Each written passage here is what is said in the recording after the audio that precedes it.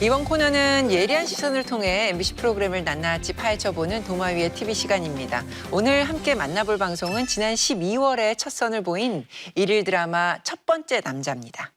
네, 주문하겠습니다. 토마토 파스타 하나. 스테이크는 미디움 굽기 괜찮으시죠? 여기 건물 사이에 피어난 장미 같은 한 여자가 있습니다. 씩씩하고 다정한 데다 K 효녀이기까지 한 오장미인데요.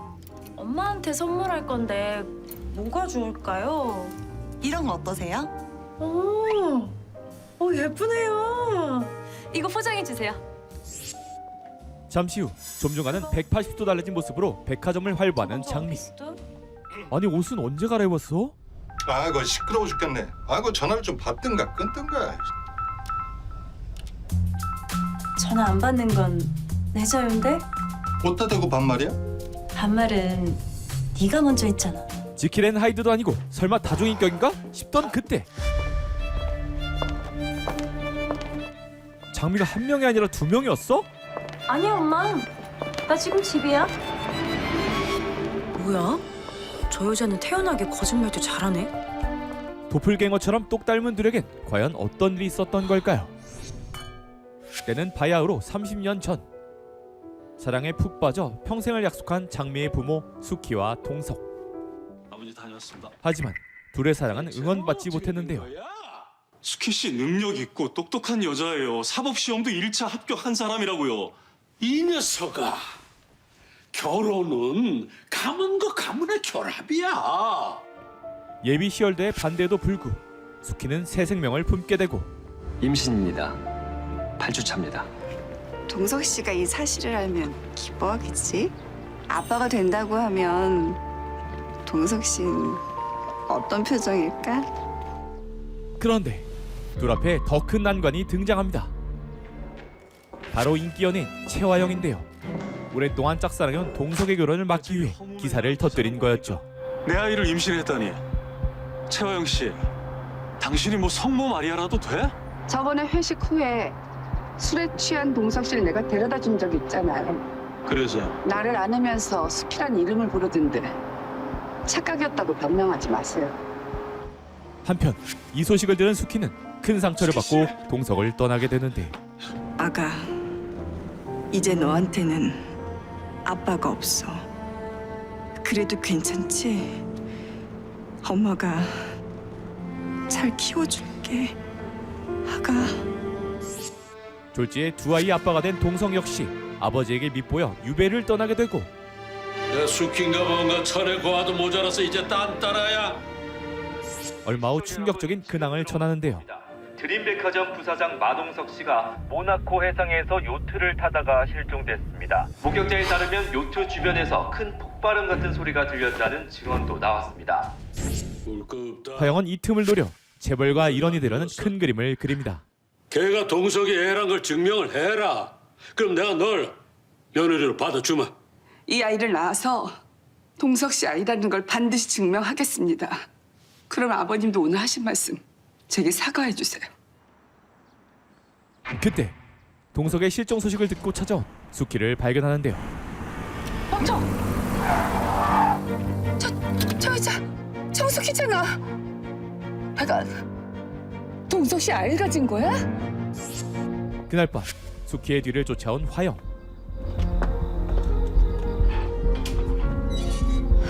그래 정숙희, 네가 저기 산단 말이지. 뒷조사를 마치고 철수하려는데 갑작스러운 통증에 쓰러지게 되고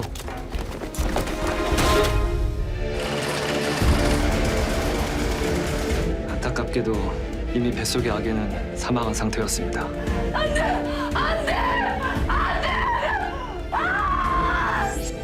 아이를 잃고 이성마저 잃은 화영은 무시무시한 계획을 세우게 됩니다. 정숙희 아이를 데리고 못해. 뭐? 그 이주혜 때문에 내 아이가 죽었어. 그 애가 동석 씨 아이라면 얼마든지 마회장 속일 수 있어. 그 시각 만삭이 가까워진 수키는 일하던 식당에서 잘려 길바닥에 나앉게 생겼는데요. 별장에 기거하며 할머니 시중을 들어줄 사람을 구합니다. 이거 완전 나를 위해서 하늘에서 내려준 동화줄이네? 그 길로 별장에 찾아간 수키는 손맛을 어필하며 면접에 프리패스. 근데 저 눈빛 묘하게 쎄한데? 사실 이 모든 건 화영이 설치한 덫이었습니다. 어떻게 됐어요? 당장 오늘부터 일하라고 했어요. 잘 감시하고 있다. 무슨 일 생기면 연락해요. 내가 이럴 줄 알았어. 그렇게 신데렐라 생활에 적응해가던 어느 날 10달을 기다린 순간이 찾아오고 병원은 애저녁에 늦었어. 의사가 곧 온다니까 그 힘 빼지 말고 그냥 누워있어. 그리고 수키만큼 이날을 기다린 한 사람 화영도 나타났는데요. 불청객의 방문은 상상도 못한 채 젖먹던 힘을 다하는 수키. 그런데 이쁜 딸이에요. 쌍둥이. 수키 딸이 쌍둥이라고? 그에게 차질이 생긴 화영은 돌이킬 수 없는 선택을 하고야 맙니다. 혁아, 아이 하나는 네가 처리해. 이 세상에 태어나지 말아야 할 아이야. 여기서 있었던 일은 싹 잊어요. 그 입 함부로 놀렸다간 어떻게 된다는 것쯤은 알고 있죠. 아이 그렇대도요. 바로 그때 역시 엄마의 촉은 남다른 걸까요? 혹시 그의 대기 훔쳐을 하는 건 아니지? 닥치세요. 말했죠. 할머니가 무슨 상관이냐고. 아 이렇게 되면 내가 그 최하영 씨랑 공범이 되는 건데. 최화영 씨? 간호사가 아니라 최화영? 수키는 우연히 둘의 대화를 엿듣게 되고 화영의 검은 속내를 알아채게 됩니다. 배 아파 난 아이를 뺏기는 건 시간 문제인 상황. 아까우지 마. 얼른 도망쳐 하니까 절대 소리 내면 안 돼. 하지만 뛰어봤자 화영의 손바닥 아니었으니 동석 씨 아이 임신했다고 기사에 난 거 봤어. 근데 나한테 왜 이러는 건데? 왜? 닥쳐! 너 때문에 내 아이가 죽었어. 너 때문에. 아니 이 여자 생사람 잡네. 안돼 내 아이 돌려줘. 안돼! 정숙이 똑바로 알아둬. 이 아이는 이제부터 내 아이야.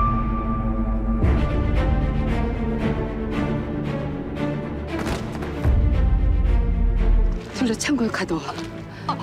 어두워지면 처리해. 벌써 어두워지고 있어. 널 꼭 살려야 하는데 어떡하지? 넘을 수 없는 화영의 벽을 마주한 수키. 아, 그래? 그 방법밖에 없어. 결국 아이를 지키기 위해 마지막 도박을 걸어보려 합니다. 아가, 우리 꼭 살아서 보자.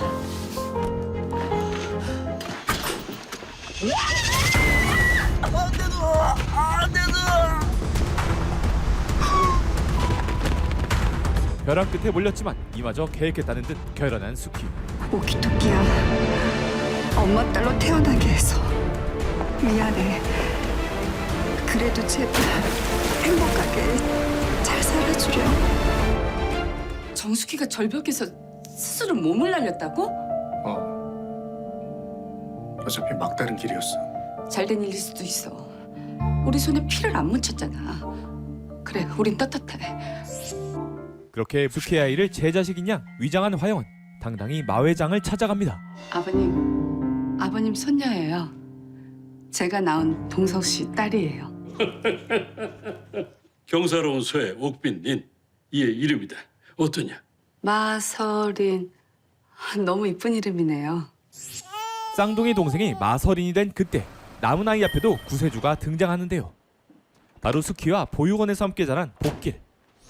내일은 우리 수키 이모 만나러 가자. 수키 이모가 니네들 태어났을 때 이 행운의 팔찌를 만들어서 채워줬었어.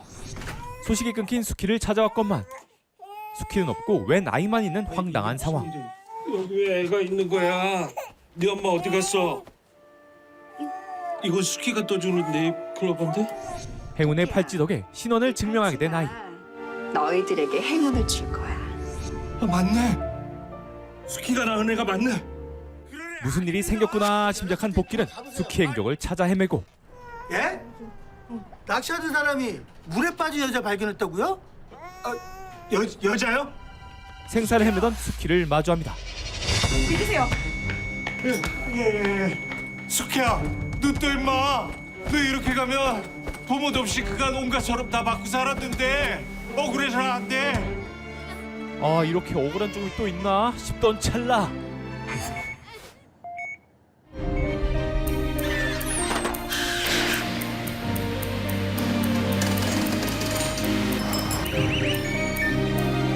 그렇게 시간이 흘러 복길과 한 가족이 된 수키와 장미.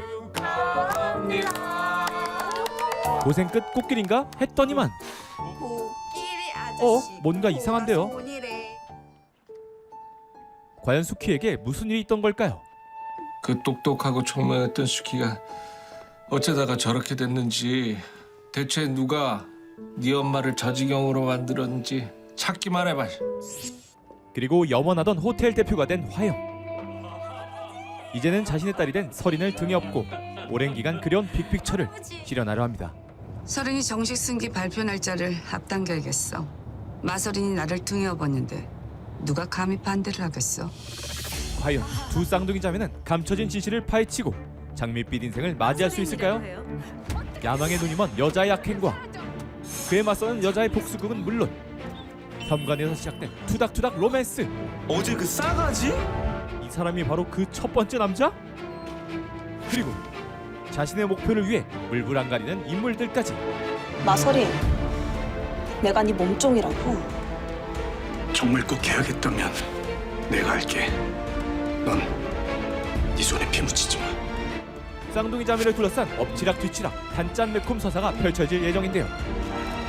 과연 첫 번째 남자는 흡인 여기는 일일 드라마로 자리매김할 수 있을까요? 도마위의 TV에서 들여다봅니다. 첫 번째 남자는 가족의 인생을 무너뜨린 한 여자를 향한 처절한 복수를 그린 작품입니다. 일일 드라마는 평일 저녁마다 시청자의 일상과 함께 호흡하는 만큼 초반부터 감정의 연결고리를 어떻게 쌓아가냐, 이게 굉장히 중요한 부분일 텐데요. 드라마의 초반부 전개가 한창입니다. 위원님 어떻게 보고 계십니까?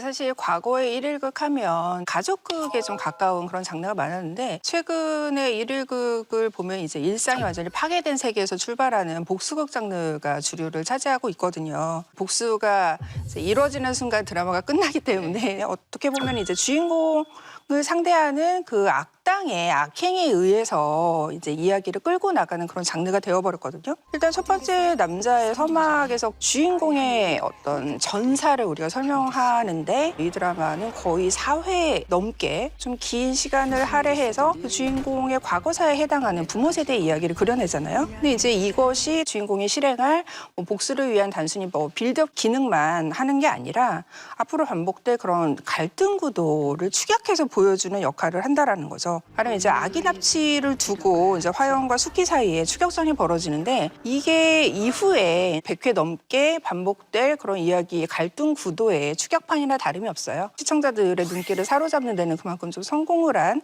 그런 도입부였다라고 할 수가 있고요. 앞으로 이제 이 악당이 어떻게 해서 응징을 당할지 좀 기대하게 만드는 그런 서막이었습니다.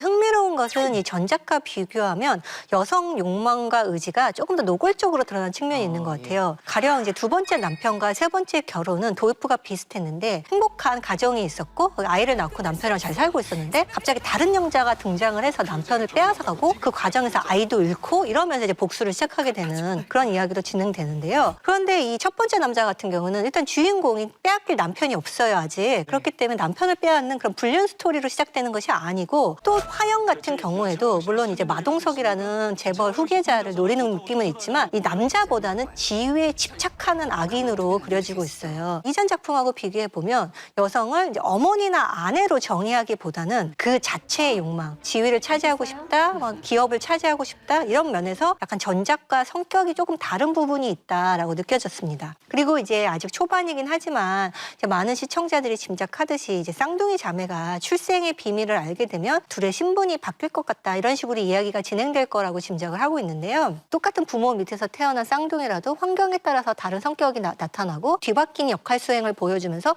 또 다른 정체성이 만들어지는 부분, 이런 이야기를 할 것 같아서 이제까지 약간 가족 역할 내에서의 그 여성에게 집중했던 일일 드라마보다는 조금 더 확장된 어떤 그런 관점을 보여주지 않을까, 그런 예상은 하고 있습니다.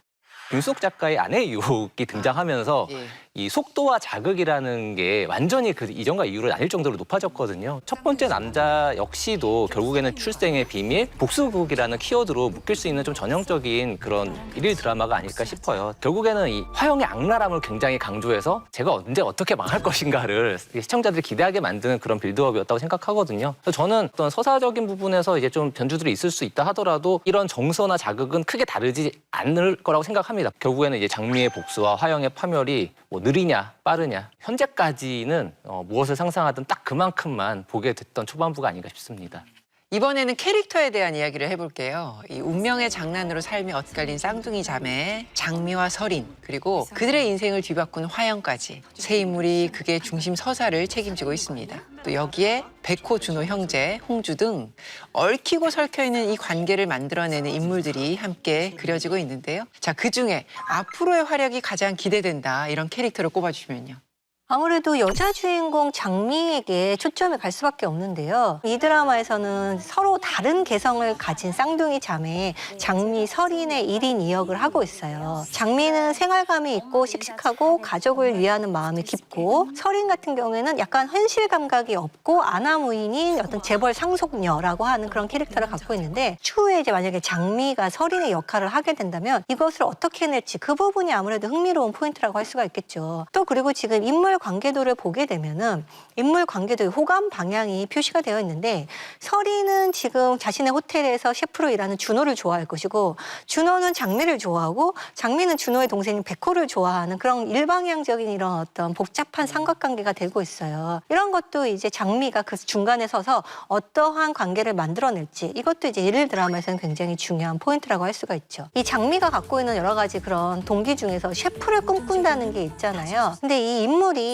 단순히 복수뿐만이 아니라 이 과정을 통해서 어떻게 자신의 꿈을 찾아 나갈지, 이 부분도 사실은 조금 그 주목이 되는 부분이에요. 장미만이 사실은 지금 이 드라마의 주된 악인인 화형에게 유일하게 맞설 수 있는 인물이잖아요. 장미가 어떻게 화형에 맞서서 싸워나갈지, 자신의 꿈을 이루는 과정과 복수, 이 두 가지에서 장미의 활약이 가장 기대된다고 할 수 있겠습니다.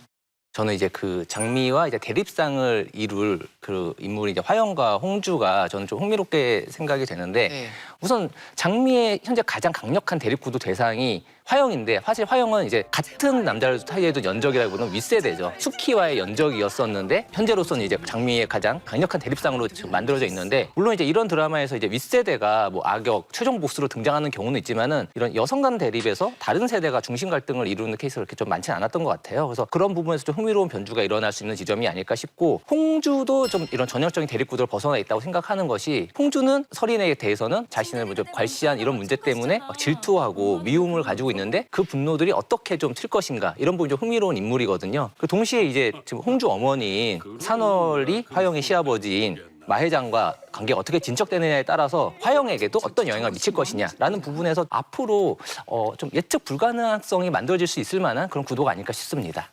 저 역시도 뭐 단연 화형에게 눈길이 가는데요. 언뜻 이제 보면 굉장히 주체적이고 자신의 욕망에 충실한 인물처럼 보이지만 남의 선택에 흔들리는 모습들을 계속 보여줘요. 자신의 아이를 잃은 원망은 뜬금없이 수키에게 하고, 살인교사같이 중요한 문제는 자신의 신복인 강혁에게 맡기고, 권력을 이제 이인받고 싶어한 때는 마회장에게 의존하다 보니까 화형이 가지는 이중성이 되는 동시에 또 약점이 되기도 하죠. 결국에는 자신의 선택이 미친 그 파장을 한 번 더 생각해 보게 하는 인물이라서 눈길이 갔고요. 또 여기에 더해서 이제 오랜 세월 화형의 신복인 강혁 역시도 기대가 되는 인물이에요. 보통 1일극의 문법 특성상 진실을 모두 다 알고 있는 인물이 후반부에 가서는 그 자신의 주인을 배신하는 경우가 많기 때문에 언제 어떻게 이제 강혁이 화형을 배신할지도 굉장히 기대하게 되고 궁금해지는 대목입니다.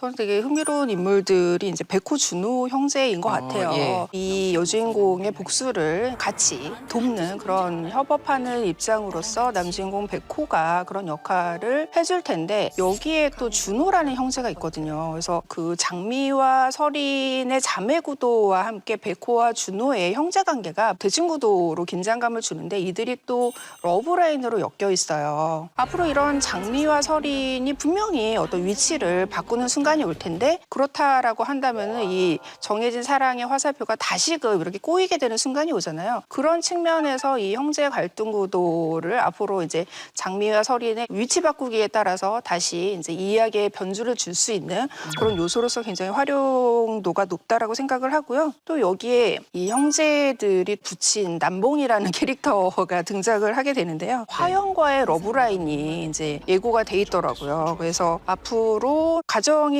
해체될 거 아니에요?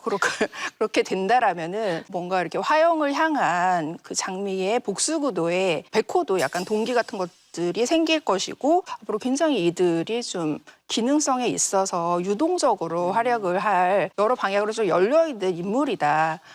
그런 면에서 좀 주목을 하고 있습니다.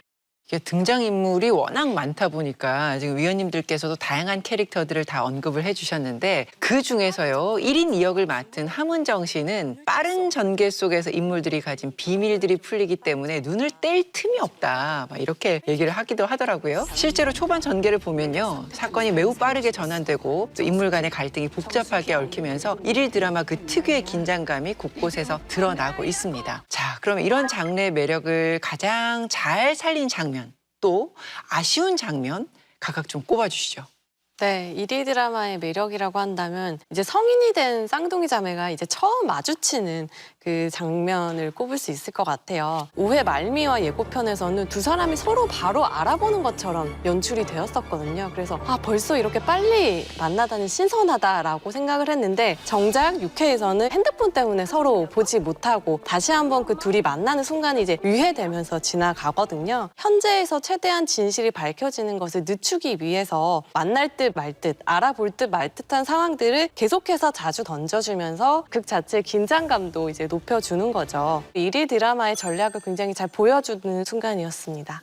아무래도 쌍둥이를 지키기 위한 숙희와 이를 쫓는 강혁 무리의 추격전이 인상적이라고 할 수 있는데 첫 주에 긴박감 있는 스릴에 중점을 두겠다는 것이 추격신의 분량에서부터 느껴졌습니다. 그리고 무엇보다도 숙희가 아기를 안고 절벽에서 뛰어내리는 것이 이 절박함의 절정이자 또 다른 반전을 만들어낸 장면이잖아요. 이미 첫 번째 아이는 화영에게 뺏겼고 두 번째 아이의 생사가 불투명한 이 상황에서 숙희는 인형을 안고 뛰어내렸고 실제 아이는 창고에 숨겨뒀잖아요. 그렇기 때문에 그것을 다시 숙희의 은한매인 복길이 구하는 그런 장면으로 이어지게 되는데 장면 자체로만 보면 사람들이 갖고 있던 어떤 긴장감, 몰입감을 이렇게 더 높여주는 그런 어떤 반전도 되지만 또 다른 한편에서는 성인기에 이어질 이야기의 발판이에요. 두 번째 아이가 살아있고 또 숙희의 은한매인 복길이 구해서 가족을 이루면서 살아간다. 이런 부분의 이야기들이 사실 이 장면에서 다 만들어졌기 때문에 약간 굉장히 몰입감이 높았던 그런 장면이라고 할 수가 있습니다.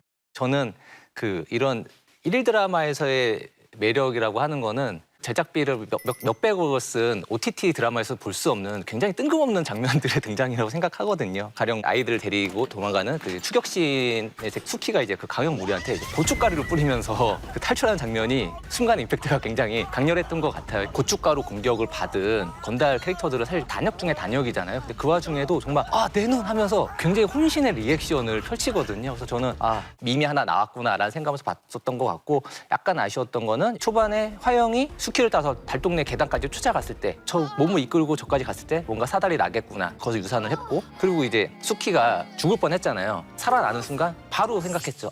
기억상실증 그리고 뭔가 인지 기능에 어떤 문제가 생기겠구나. 예측 가능한 순간이 너무 많거든요. 이것이 우리가 이제 아는 맛 때문에 보는 드라마를 하더라도 이렇게 너무 아는 맛이 되면은 드라마의 어떤 긴장감이나 이런 몰입도가 떨어질 수밖에 없기 때문에 그런 부분에서 아쉬움이 있었습니다.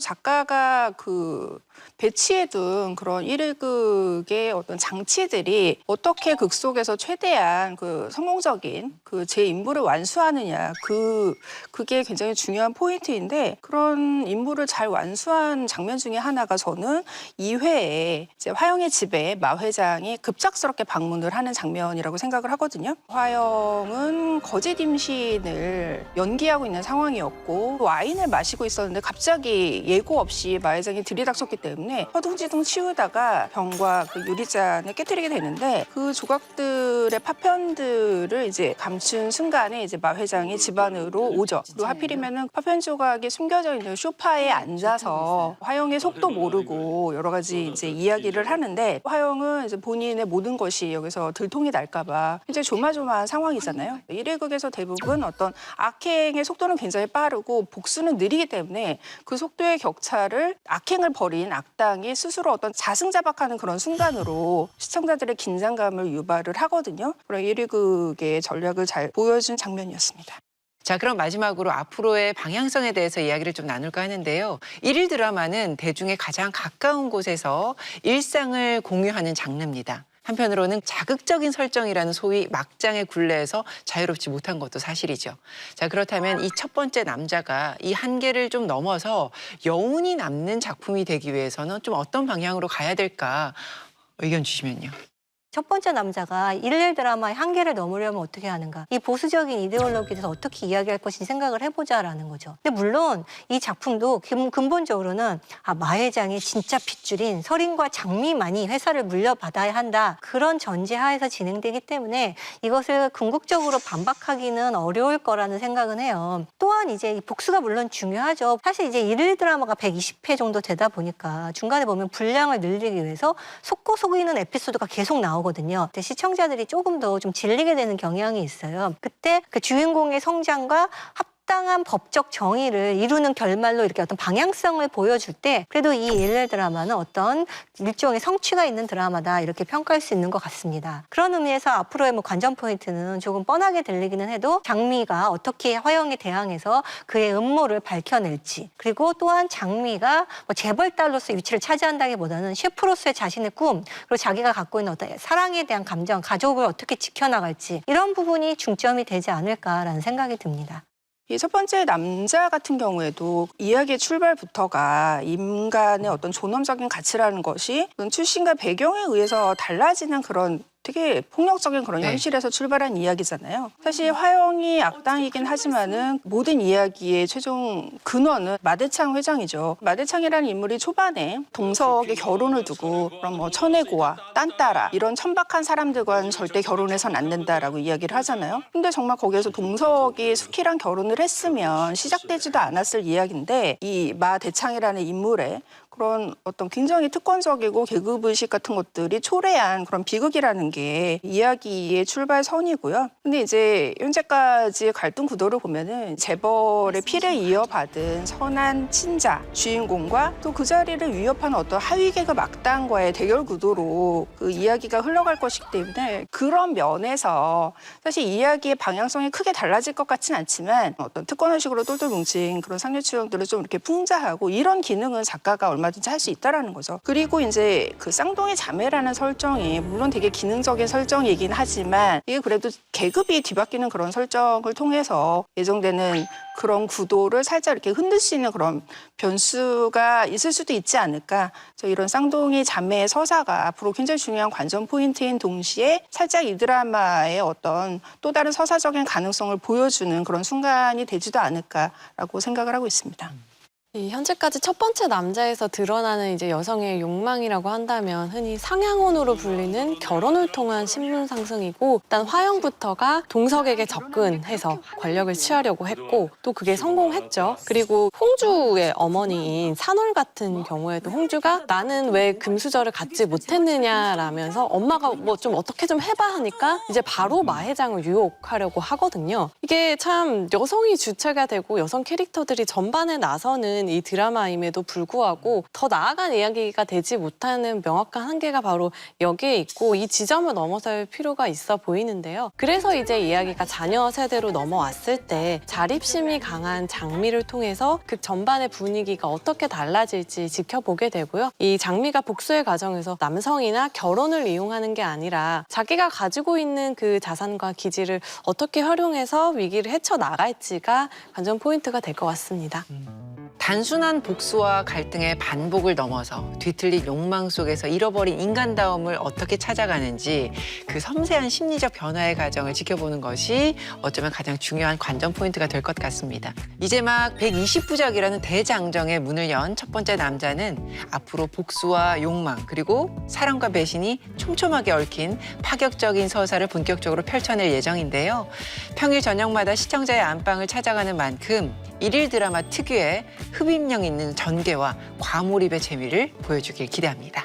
자성의 소리와 리얼한 비평을 가감없이 전하는 리얼 비평 탐나는 TV. 날카로운 시청자들의 목소리를 담아서 다음 주에 다시 찾아뵙겠습니다. 고맙습니다.